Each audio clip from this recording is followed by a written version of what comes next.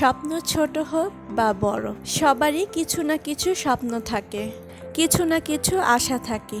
কারোরটা পূরণ হয়, আবার কারোরটা একদমই পূরণ হয় না। পূরণ হয় না দেখে স্বপ্ন দেখা ছেড়ে দিব, সেটা তো আর হয় না। চেষ্টা করতে হবে নিজের স্বপ্নগুলো আস্তে আস্তে পূরণ করার। হাই এভরিওয়ান, আসসালামু আলাইকুম। Welcome to my channel Nadia Noor. যে যেখান থেকেই আমার ভিডিওটা দেখছেন, আশা করি সবাই ভালো আছেন। আলহামদুলিল্লাহ, আমিও ভালো আছি। এই বছরের প্রথম রেন লিলি মাশাআল্লাহ অনেক বেশি সুন্দর। আজকের বিকালটা যেমন স্পেশাল ছিল, তেরকম সন্ধ্যাটাও খুব স্পেশাল। সন্ধ্যাটা এত বেশি সুন্দর ছিল, আকাশটা একদম লাল হয়েছিল, অনেক মনোমুগ্ধকর পরিবেশ। এই সময়ে হাতে 1 কাপ চায়ের প্রয়োজন ছিল, বাট আমি আর নিচে যেয়ে চা বানিয়ে আনতে পারলাম না, যেহেতু সন্ধ্যা হয়ে গিয়েছে, আজানও দিয়ে দিবে। তাই নিচে চলে আসলাম আর বিকালের নাস্তা তৈরি করছি। নাস্তাটা সিম্পল হলেও খেতে আমার কাছে খুব দারুণই লাগে, ঝটপটই তৈরি করে নেওয়া যায়। আমি পুরো রেসিপিটা শেয়ার করতে পারলাম না, তো পাউরুটির মধ্যে আমি একটা ডিম পোস্ট করে নিয়েছিলাম, মাঝখানে ডিম পোস্ট আর সস দিয়ে দিয়েছি। সিম্পল নাস্তা, কিন্তু খেতে একদম অসাধারণ লাগে আমার কাছে। অনেক সময় আমি এটা মাংস দিয়েও তৈরি করে থাকি, সেটাও খেতে অনেক মজা লাগে। তো শর্টকাটের সময় আমি ডিম পোস্ট করে নিই, তারপরে এইভাবে পাউরুটির মধ্যে দিয়ে একটু টোস্ট করে নেই, খেতে আমার কাছে অসম্ভব ভালো লাগে। আচ্ছা, তোমরা কে কোথা থেকে আমার ভিডিওটা দেখছো বলো তো? আমি অবশ্যই তোমাদের কমেন্ট দেখতে চাই যে কে কোথা থেকে আমার ভিডিওটা দেখছো। সন্ধ্যার সময় একটু ভারী নাস্তা করলে আমি আর রাতে খাই না, তাই আমি একটু পাউরুটি একটু বেশি করেই ভেজে নিয়েছি, যেন রাতে আর না খাওয়া লাগে। একবারই খেয়ে নিচ্ছি, সন্ধ্যাটা আর রাতেরটা। তারপরে আসলাম একটু ক্রাফটিং করার জন্য।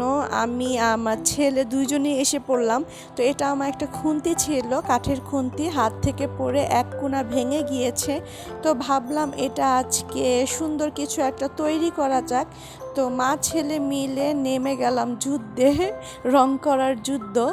তো 2বারের মতন আমি হোয়াইট রংটা দিয়ে নিয়েছি, এখন আমি বেবি পিঙ্ক কালারটা দিচ্ছি। তো ঘরে এরকম টুকটাক কিছু হলে আমি তো নিয়ে এসে পড়ি রং করার জন্য। আমার রং করতে অনেক বেশি ভালো লাগে। এরকমটা কি আমি শুধু একাই করি না, তোমরাও করো? অবশ্যই কমেন্টে জানাবে। আমি একটু এক সাইডে পার্পেল করে নিয়েছি, তারপরে এখানে আমি ব্লু করে নিচ্ছি। আসলে কি তৈরি হচ্ছে আমি নিজেও জানি না, দেখি এটা ফাইনাল লুকটা কেমন হয়। তো রং করার পরে তো দেখতে এরকমটা লাগছিল, আমার কাছে ভালোই লাগছিল, আর এইভাবে অনেক বেশি সুন্দর লাগছিল। তারপরে ভাবলাম যে এটা শুকানোর পরে একটু হ্যান্ড প্রিন্ট করব, দেখি কেমন হয়। তো আমি প্রথমে ফুল তৈরি করে নিচ্ছিলাম, সাদা কালার ফুল প্রথমে তৈরি করছিলাম। শুকানোর পরে দেখব যদি কালারটা হালকা হয়ে যায়, তাহলে আমি এটার উপরে আরেকটা কালার অ্যাপ্লাই করব। এটার ফাইনাল লুক দেখার জন্য আমি অনেক বেশি অপেক্ষা করছিলাম, কি সুন্দর হবে কি না, না কি সুন্দর হবে না সেটাও চিন্তা করছিলাম। তো এই ক্ষেত্রে আমার ছেলেও এসেছিল যে আমাকেও তুলে দাও, আমি এটাতে রং করব, ডিজাইন করব। তো ওকে অনেক বুঝিয়ে শুনিয়ে একটা খাতা দিয়ে দিলাম যে তুমি খাতাতে রং করো, এখানে আর রং করা যাবে না, তাহলে নষ্ট হয়ে যাবে। তো কথা মতো খাতাতে রং করছিল আর আমি এটার উপরে পেইন্ট করছিলাম। আমি কিছু ছোট ছোট পাতাও দিয়ে দিয়েছি, জানি দেখতে একটু বেশি সুন্দর লাগে। ভিডিওতে দেখা যাচ্ছে হয়তো বা একদিনই সব রং করে নিয়েছি, কিন্তু মোটেও না, আমার 2 দিন সময় লেগেছে। 2 দিন সময় লাগতে আমি শুকানোর পরে আবার পরের দিন রং করছিলাম। রংটা খুব আস্তে ধীরেই করেছি, হয়তো বা দেখে মনে হচ্ছে হয়তো বা 1 ঘন্টায় হয়ে গিয়েছে বা আধা ঘন্টায় হয়ে গিয়েছে, মোটেও তেমন না। তো 2 দিন সময় লাগানোর পরে এটা ছিল ফাইনাল লুক। মাশাআল্লাহ, ফাইনাল লুকটা তো আমার কাছে অনেক বেশি ভালো লাগছিল।